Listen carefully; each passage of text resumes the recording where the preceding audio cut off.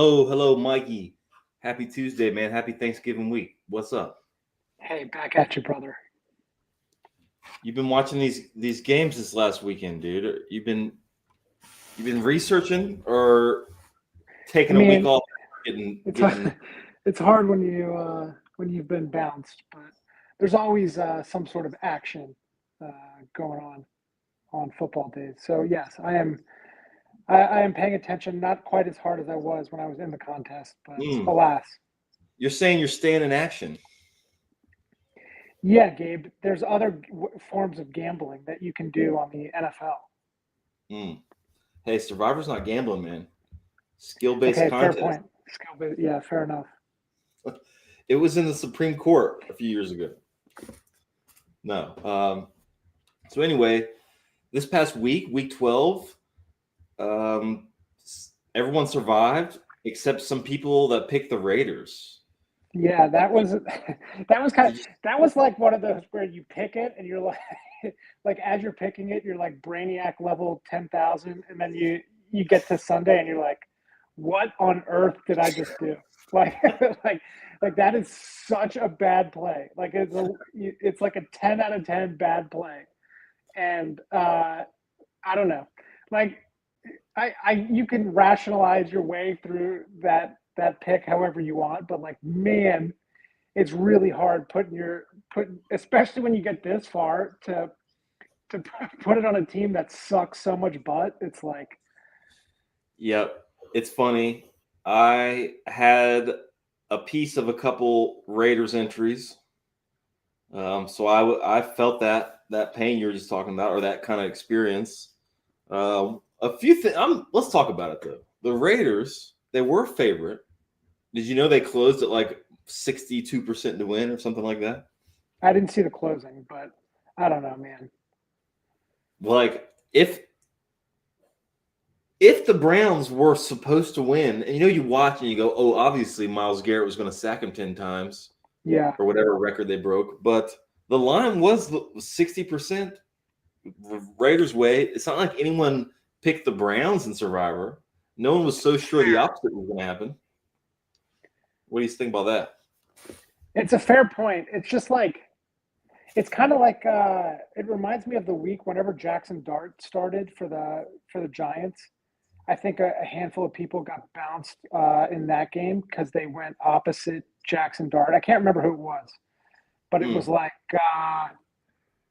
I don't know, maybe whoever Jackson Dart beat early on in his like first I know game. he beat the Chargers, Maybe that and was it. That was but it. that was I, I think he maybe filled in midway through the game or something. I don't know. You might be right, but it Yeah, just vaguely reminded me of the situation um, where you have an unknown who or maybe a little bit about him, and he's what isn't great, but it's still an unknown, and then you're taking a horrendous team that is like firing coaches type of horrendous, and then you expect them to perform like I don't know. It goes back. I think I was talking my theory last week about like, offenses have the better offense. There's no good defense, quote unquote. It's always like the offense either performing up to their Mm. abilities or underperforming. And so same goes for like the Raiders. When you're putting your money on the Raiders, it's like I don't know. It's like you get what you pay for, and the Raiders are just they just don't got it. Yeah, okay, I hear that. I'm gonna just take it from a different angle though. The game started with the Browns getting to a touchdown real quick on a big play, and it made the Browns just have a lead the whole time.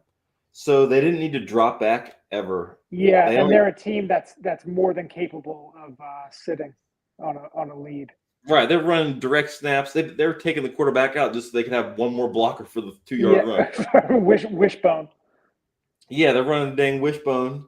And if you look at like how many his EPA, which is like how many points he added to the score every time he dropped back, he lost a ton of EPA, just like he did his half performance against Ravens week before. But because of the game script, because of Browns getting the lead, he never had to be dropping back every Yeah, series or whatever. And I think if the beginning of the game just happens a little different, then maybe he's dropping back a ton, and the Raiders are the ones with 10 sacks, and all the Raiders backers are feeling like smart, but it went the exact opposite. It looked like no hope for the Raiders. There's not many survivor picks that happen this year that I can think of where a team gets eliminated and like they just never had any hope the whole time. I guess Atlanta has had a couple. There was one. Maybe Atlanta at Carolina or Atlanta playing Miami. I was just going to say, weren't the Dolphins involved in one? The Dolphins. Where it was like 28-3 with with the quickness. Yeah, that Falcons scoreline. But also in that game, it was like apparent that touchdowns were going to be at a premium, and so in those games, it's always like, I don't know, like if it's like the old school Chiefs Bills, or I say old school, but like I say recent Chiefs Bills where it's like 42-35. One team scores a touchdown, and you're not like, oh geez, that's all she wrote. But in this game, like a touchdown, and you were like, this could be tough. This is going to take all day to beat. Yeah. So I just loaded up the map. I had something in mind you were talking about. This past week, we had some of the big teams like almost lose. Like the Ravens, weren't they losing to the Jets at halftime? The Lions, the game Giants was close, and like the games were overall close from what I remember. Yeah, I think this weekend could have shook out way, way, way different. Just a few bounces of the ball. Like even Seattle, they won by only 6, I think, but right.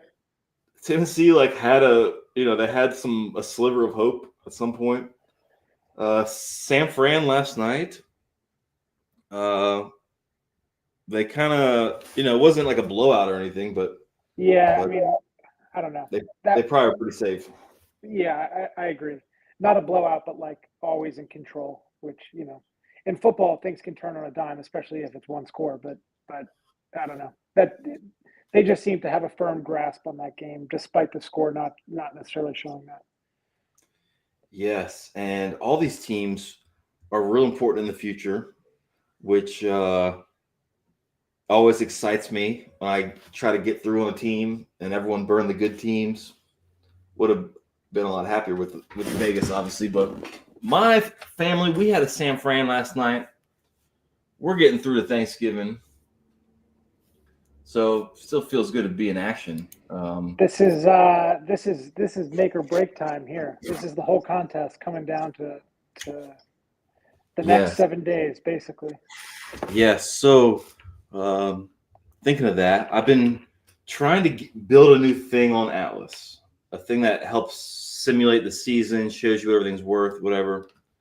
And it's not close to being done. It's not close to being finished, but I keep getting like 65 entries are going to survive. I got that as the line right now, Mikey. How does that make you feel? Okay, so if you're asking me to bet it, it's essentially me taking the money line on the dogs if I on the holiday slates. So either Thanksgiving or Christmas, because if a dog wins outright in those games, then I guarantee my victory. Basically, if I take the under. Kind of, but really, it's just going to be there's one game on Thanksgiving and one game on Christmas that can do that. Like each holiday has the popular game, the popular side. Yeah. And if that's where the loss happens, then we're going way under, right? But not that many games where like the entire field's going to be on it and it's not a huge favorite. Like week 13, the Chargers hosting the Raiders. I mean, that seems like a lock now after seeing the Raiders. After seeing the poopy pile. Yeah, I mean, I don't know.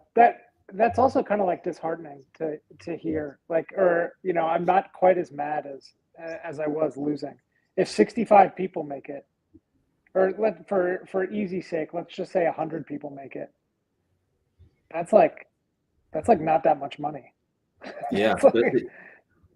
Especially if you guys split it with your buddies. I mean, it's cool, but it's a type.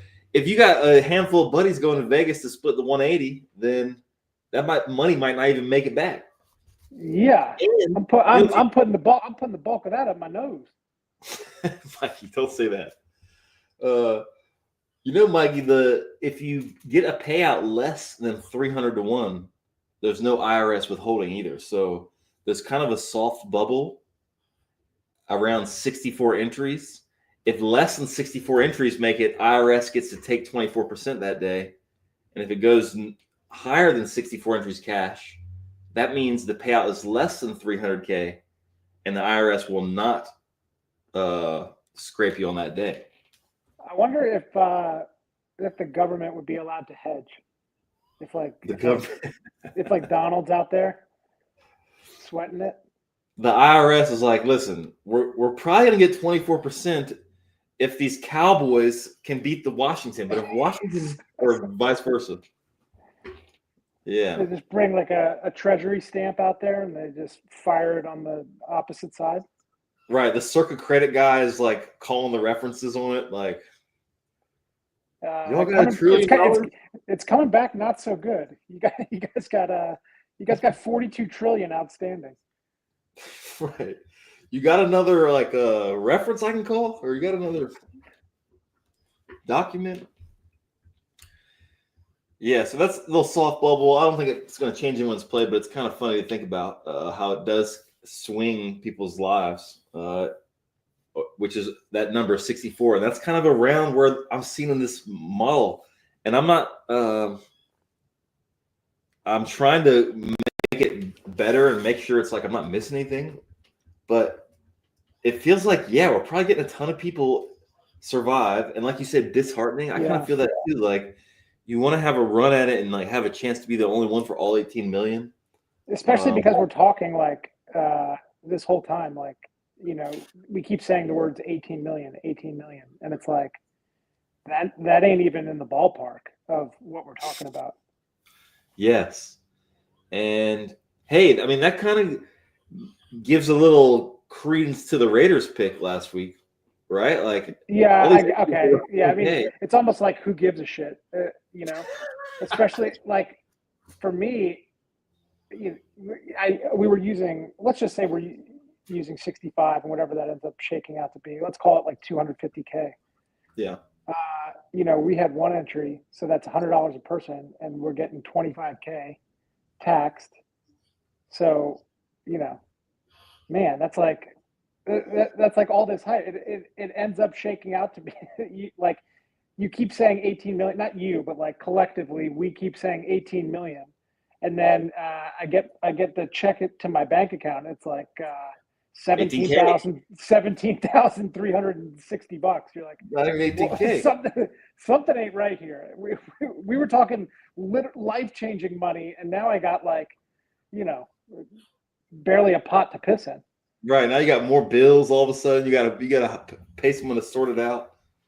But hey, I gotta say that's funny. But you guys were playing, so your path would be different than everyone's in a way, right? Like sometimes you went with the crowd, but you had a path. And with still 900 tonight, on track for 60 whatever people to win. There's still paths to scoop it. There's still things that can happen, right? Like we actually, we haven't had a single week this year that was like the minus 90% week, but those happen. Not saying we're due, but Well, I mean, your best chance, like in terms of that happening, is obviously the holiday games because people are forced to be condensed. You don't really have a choice. And so if you're looking at like two upsets on one of those days, then big trouble. Yes, but hey, also though, if you were in and you heard that we're on track for 65 winners, your brain might be like, "Oh shoot, it's kind of easy to survive. I'm just going to try to survive to the end and take the easy 200K." Like that's not. Yeah, get my bubblegum money. Yeah. It's interesting. Although, it's funny that you bring this up because this is something that I was looking at. I don't remember when, but like I kind of felt like when you get to week 13 or 14, there was, I can't remember the week. Was it week 10 where things were like really dicey across the board? Like Week 10 was the first. Yep, week 10. And then where if you didn't have like if you didn't bank one or two teams, then you were kind of screwed on a 3-point favorite type of deal. I think it seemed that way, but everyone survived anyway. Yeah, and so but that week there, so I was looking at it, and it doesn't seem like there's a week like that, for the rest of the season. So you have, you get this far, and okay, let's just say you make it through Thanksgiving, and it just I was looking at each week, and it seemed like there was both availability and good picks like the rest of the way. Yeah. For whatever that means. Of course, if you can lose on a 7-point favorite, but it's like I agree with you that it did seem like once you get to a certain point that there's an easy path forward. And Right. unless like the Chiefs lose on Christmas, or I don't know who it's going to be this week, or Ravens or Eagles or whatever lose, then I think you gotta feel pretty good. Well, okay, so what you're saying is how we, that's why the number in the Sims of 65 winners is so high. Just so many paths for so many different entries to get there. Yeah. And without having to, like, there's some weeks, some entries have a problem week 13 or week 16 or week 17. Right. Some entries have problems on all those where they're going to be down on small favorites. But even then, all the small favorites, like week 16, if you're on Miami minus 3.5 against Cincinnati, it's not like the worst thing, right? You're not on you're not jacked up about it, but I guess one thing maybe from Sunday night that might hurt this is Tampa Bay and Baker. If he's out, I saw that. Like, because pretty much every entry, once 80% it has Tampa Bay, and all of those entries want to use Tampa Bay against the Carolina twice or Atlanta, New Orleans. So, what was his injury? It's like shoulder, maybe. Yeah, I mean, if it's like collarbone, that's disastrous. But he was like, I remember when he went down, he's like grabbing his shoulder, but his other hand's like on his elbow. So I'm like, is it that elbow or is it that shoulder? And yeah, I think I didn't get to the end of that game just because it was one way. So if he's the more I think about it, the more I like taking. I don't know exactly if you're telling me that you broke down the numbers and you're setting the line at 65. I kind of. This was like an inkling that I had some time ago anyway, and I would go over. If you're telling me that that's kind of like where you're setting the line, I think I would go over. Well, I guess we got to bet, dude. Just yeah. All right. I think I'm up like 1 unit on you. Yeah, I need this one, man. Yeah. This is for all the marbles. Winner take all. I mean, it's since we're buying an entry with it, it's like might be for $18 million, dude. This line that we're setting. Although we still have to work out the details of that. Especially as it came to light earlier in the season that you're owed a bunch of paintball shots that were never collected. I don't know. Oh. And I'm thinking they never finished the match. So.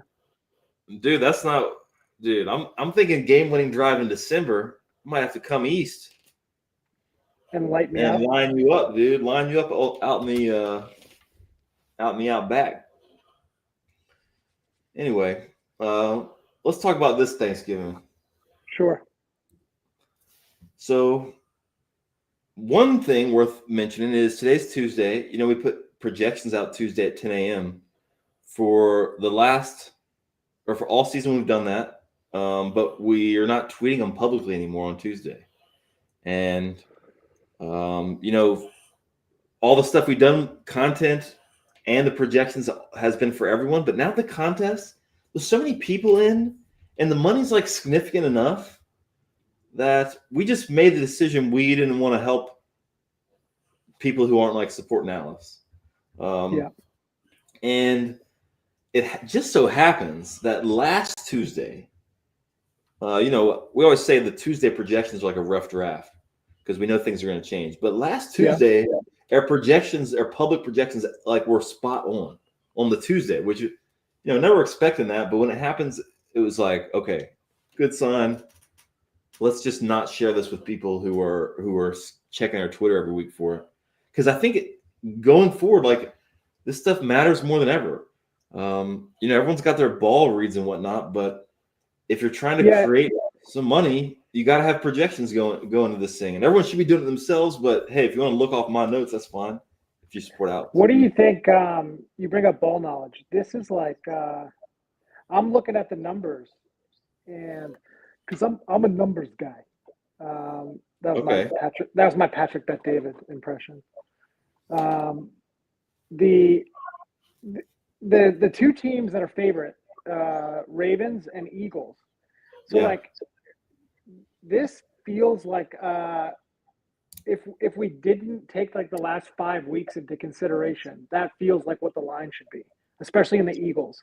But like Chicago, like went from being like iffy to lean bad potentially to being like one of the best teams in the league. Right. And so they're, 7-point dog, but like, I don't know, is that if you're equating both and then is Burrow playing or not?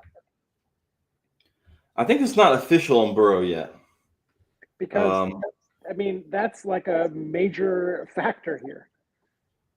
Yeah, my gut says if Burrow is like definitely out, then the line goes up a little bit.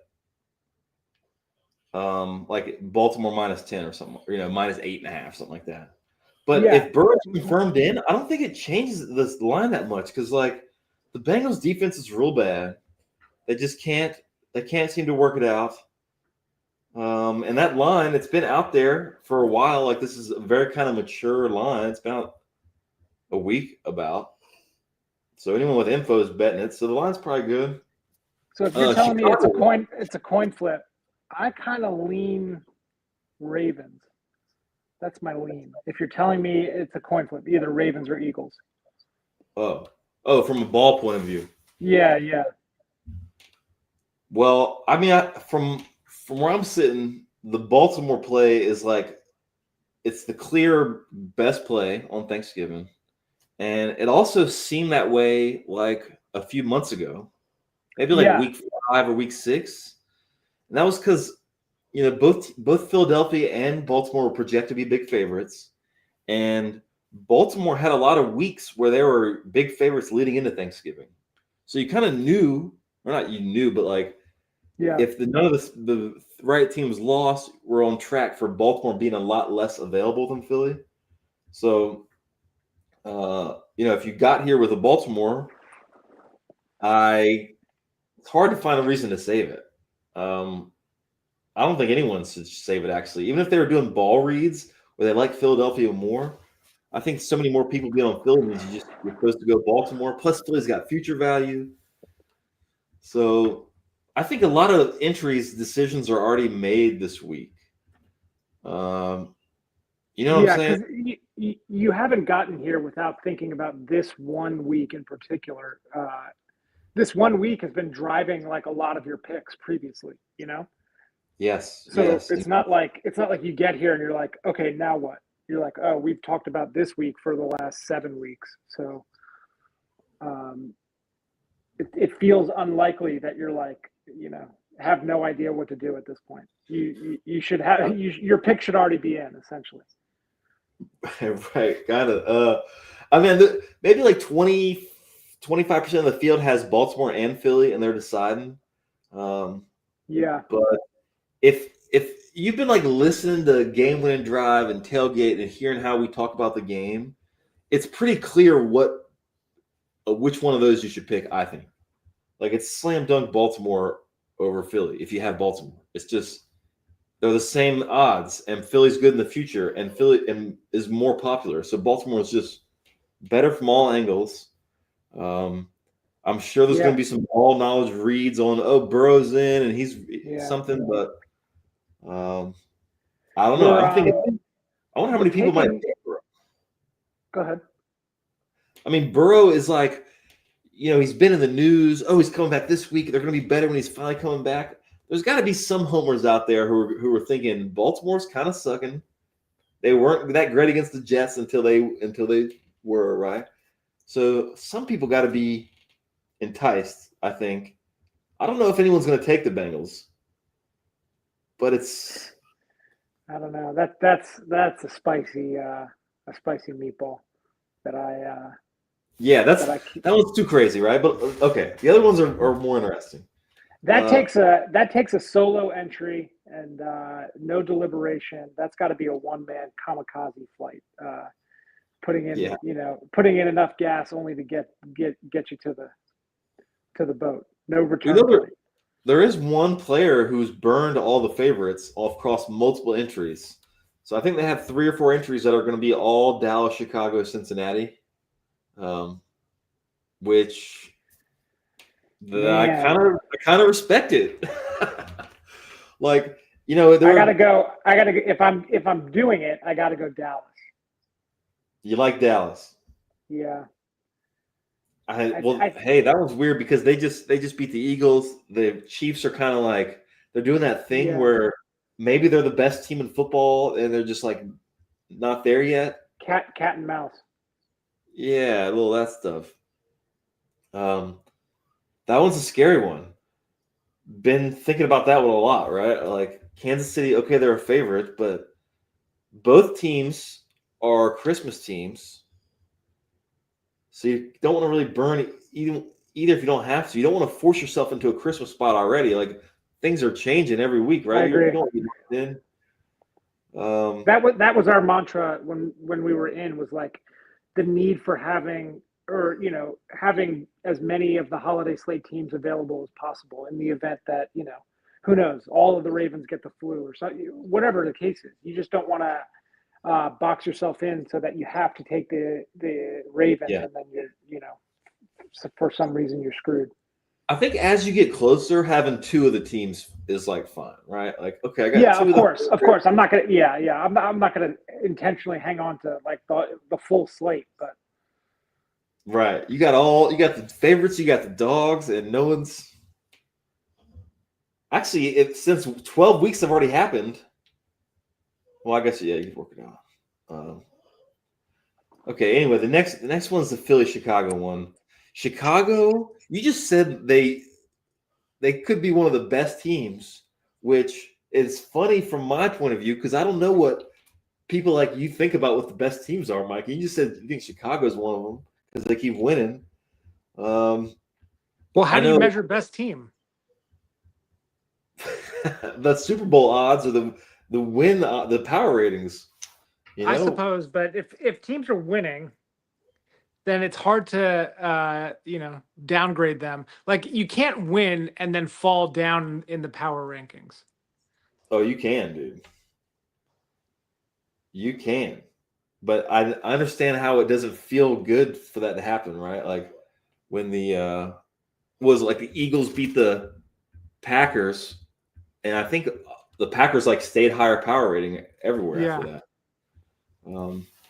And kind of down that line, I mean, since this isn't ball knowledge originating from me, I feel like it counts. But one of my favorite like NFL analytics person who regrades the games based on like luck and stuff like that. He had Chicago losing theoretical points this past weekend to Pittsburgh. So there's at least one NFL nerd out there who thinks the Chicago's win this past week was not deserved based on efficiency and success and all stuff like that. So just saying. I mean, when you win 8 straight, there's going to be wins in there that, you're not going to win every week 42-7 or something like that. Right. I'm just bringing that one up because it just happened. They won small, but some nerds think they actually should have lost power. I actually think the clearest indicator of that is the Commanders last year. They finished like whatever, 12 and something or 11 and whatever, and I remember it was like complete smoke and mirrors. I remember, because I always see the Redskins coverage, obviously, and it was like every week they were like, man, they won, but it was like that was probably not deserved, or Well, you Hail know, Mary. and like the record was, but I actually forget. Let's just say it was 12-5, but it was like they very easily could have been like 6-11. Like, like it wasn't. It didn't take that much to have that kind of a swing, and it was just so that's why everybody was like high on them coming into this season, and now they're Yes. probably coming back to where they were. Yeah, and I guess comparable, like Jaden Daniels, like he was a difference maker in all of those close games. And this year, Yeah. Caleb, a couple of rough patches, but he's stringing it together where he makes it happen at the end when his team needs him. And of course, Philly just lost to Dallas, so there's that kind of thing in your brain where you're like, Philly, they're Yeah. not that. The 1 week memory. The goldfish pick. Yes. And I guess future-wise, like Philadelphia has a bunch of future spots. They play Washington twice. They get Vegas at home. Chicago also gets to host Cleveland. I don't know if the future stuff really matters this week. Like, I think most people are just happy just kind of plowing forward. I want to go back to the pot and it being like this reminded me of this where one of the guys that had a share of my team is like a big very risk averse, to say the least. And so I was thinking that there's a scenario where like anytime he puts in a 3-leg parlay and like the first leg hits as like a -500 or something, he'll be like, what's my parlay worth? Cash out. And so if we got to the end and it was like, I don't know, it was clear that like 80 people were going to win or something, and our share or each individual share was going to be worth like 16 grand or something. I could see a scenario where he screws up the hedge and ends up like minus $1,200 or something. Yeah, I mean, there's a story going around last year that happened for big money in the contest where someone started hedging too early, started hedging too big, and then because of like the lines changing and also the crowd being on similar stuff, they didn't create much value for themselves. I was looking for, or shoot, what was I looking for? You said something about parlays, and it reminded me, we added parlays to Atlas where you can see what the money line parlay of an entry would have been, just kind of for lulz. Do you remember how much your entry was worth when? Yeah, we lost when there was like 1,000 people, so it was like 18K, something, right? Is that right? 1,000 people? You didn't make it that deep, too. I thought you busted like way back then. You might be right. I don't remember. I remember it was either like the following week was, or maybe I don't know, man. Our ticket was maybe it was the previous week, I guess. When it went from 4,000 people to 1,000, I think. Dude, you had a 9-leg parlay that was plus 800 about for all 9 of your teams to win. Week. And your entry was worth like 9K going in. So you're actually kind of interesting that your money line parlay was pretty correlated with your actual value. Like some of these entries, the parlay would have paid like 1K turned into 5K, but the entry was worth sure. Okay. But those entries, because they probably use huge favorites, exactly. Thus the bad odds, probably burned a bunch of good teams. I think it's interesting to talk about though, because from our point of view, where we're into this value stuff that a lot of like survivor people aren't into yet. Like they kind of rejected the notion of value. But when you can see what the parlay would have been, and then you see the difference of what an entry is worth, it kind of helps connect some dots as far as like where the value is coming from and how it's certainly from ownership and popularity and all this stuff. And that's what affects every payout. You can't calculate survivor payouts without factoring in the field. So Can you have a I'm sure you But it occurs to me as you're saying this, like, didn't you have a factor on Atlas where it's like it takes not just the spread each week, but the spread relative to the other spreads. right, So, that's the map now. So can you have a solved solution, like the correct way to go, where you take the highest, whatever coefficient or factor that you want to call it, and then you go and you build it out backwards. So you take the highest coefficient for an individual week, and then exclude that team, and then go back to the next and next and next. Yes, I mean you can try. I do think there's like solutions to Survivor when there's only a couple weeks left. Where would that fail if you use that method? Are you talking from week 1 or near the end of the season? Yeah, let's say week 1. Okay, week 1. The reason it doesn't work is because if you're trying to solve for Survivor, it's not about maximizing the win percentage. It's about maximizing your value. And value comes from knowing what the crowd is doing on all these games, right? So if you have to incorporate the projections. You have to. Or like if I was playing Survivor against 1,000 people and they all just optimize for win percentage, then I make an incredible amount of money. Like they're all going to be on the same couple things. It's easy to do a math problem and show them why my entry's earning. And you can't do that far out. You can try in Survivor, but it's from what I've found, it's really hard to do that far out because projections, it's not like it's like a normal curve. Right. Because of the wins and losses, it's very disjointed on is availability going to be 60 or 20 for that team that week based on all but also like it has a massive ripple effect where a change in week 1 makes week 14 completely uncalculable. Like week 1, I mean, that was Denver was the chalk, right? And if they had lost, then every other week's very, very, very different. With Denver being exactly available to the field, definitely. So if people try to solve it, like if someone told me they had a Survivor solver, then I would want to play Survivor against them. Like that's not, it can be fun to use that and help you last longer than you would otherwise. But I don't think that alone is going to get someone an edge. And it's like really underscores why the value stuff matters.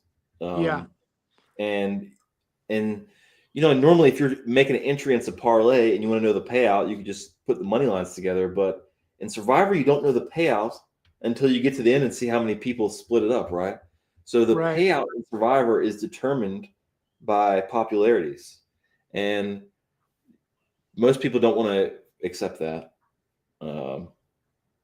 But hey, the game's evolving, dude. Do you remember in 2008 all the bad poker thoughts you have that after refining them over the years you like stomped out? You don't have like certain fishy thoughts anymore, but you used to.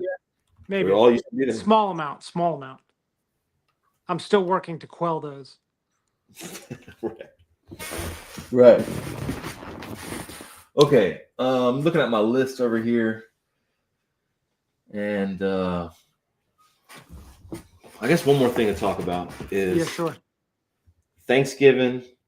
It's over. It's not over till Friday because Black Friday is part of Thanksgiving. So to make your week 13 picks, everyone has like 24 hours to get them in, that's a lot of pressure. Every pick this year, you have at least a few nights to sleep on it, right? And the way the field's laid out, it won't be set until Friday, so you can't even like start thinking about it too much now. not to mention, no one's 80% or higher to survive. There's no huge favorites, so it's kind of just a unique thing about this week is week 13, which is quite hard week. Lots of people have a certain team, but the Chargers. So the EV is going to be probably a little bad there, but do you find the courage to go down? And what about Thanksgiving? Like, if there's some dogs win or some shocking stuff happens or some very chalky stuff happens, does that make everyone like kind of chalk it up more on that Sunday? These are all things I'd be thinking. I'm hoping to have a one survive Friday, and it's worth kind of bracing yourself for that. And the Sunday after Thanksgiving, it is one of the most fun Survivor days of the year. Missing all those good teams, being forced to kind of take some sketchier teams. So knocking on wood that I make it there and get to do this thing I'm talking about. Are you going to do a tailgate? No tailgate this week. But we talked in Discord about maybe doing a hang after deadline Wednesday night, but before reveal. Like there's a kind of an hour window where picks are in and everyone's waiting to see. And based on what I think about people in Discord, who they're picking and what they want to see, it seems like a pretty fun hangout. But it doesn't work doing one this week before the games. Hey, but we'll see how many people make it to the following tailgate, right? If all the dogs win, it's going to be empty. That's not so bad if someone can win $18 million. And hey, Mikey, I think that's it for today, man. That's all she wrote. Short week, short show. Oh, Jamie, by the way. Oh yeah, he survived last night. Now that we have a recurring character, we can't just pretend like we can't leave people hanging on that. Yeah. There's a whole storyline, and of course, he has to survive 2 games to hopefully make another appearance. Which I guess maybe no one. Or I know I was looking at this the other day, but no one's a favorite to make it to week 15 right now. Like even though it looks like 60 entries are going to win, no one's a favorite to. I'm forgetting the exact lines, but something like that. So hopefully he's all back here. And man, I'm just seeing. David, thanks for the comment. Sometimes we have comments on these things. I've never looked to see them before. Mike, I don't know if you've noticed this. This is news to me. He said Pool Genius had 14.5 winners in Circa before last week's games. They said that's their line. If that's true, you better find out how much they'll take. If your projection is 4x that. Yeah. Well, hey, my line with you, that was just a little friendly thing. That's not official. We didn't publish anything. That was just me trying to earn a unit from you. When you said you were going hot over on 65, I had to lock that in, man. Sorry, dude. This guy's kind of blowing up my spot, right? I got under on 60. He's saying the line's 14. if that's true, I'm not paying on that. Dude, I'm saying there's going to be a lot of people. You got some good action, and besides, all the teams won this past week, so it's probably 75 is the new line, Mikey. We'll dive into that. But hey, thanks for hanging out, Mikey. All right. And everyone following. And hey, good luck, everyone. Hope to see you next week or Wednesday night on Discord. Yeah, cool.